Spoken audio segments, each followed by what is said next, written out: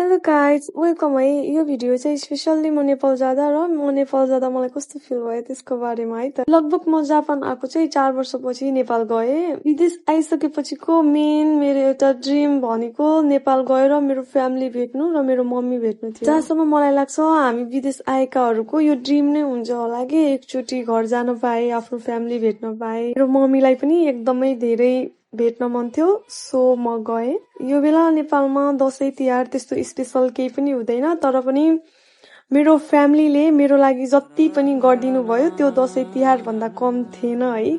Specially मेरो लागि चाहिँ लोकल कुखुरा र अनि बाख्रा चाहिँ पालेर राख्नु भएको थियो। मलाई चाहिँ बाख्रा खसीको मासु एकदमै मनपर्छ, ब्रोइलरको मन पर्दैन त्यही भएर।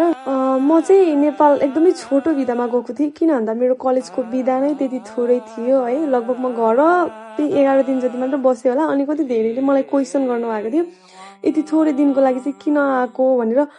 म फ्यामिली भेट्न गएको है, स्पेसल्ली म मेरो फ्यामिली भेट्न मात्रै गएको हो।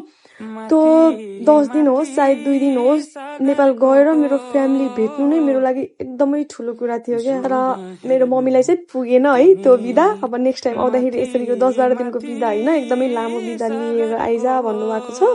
त्यही भएर नेक्स्ट टाइम जाँदाखेरि चाहिँ म लामो बिदामा जान्छु गाइज।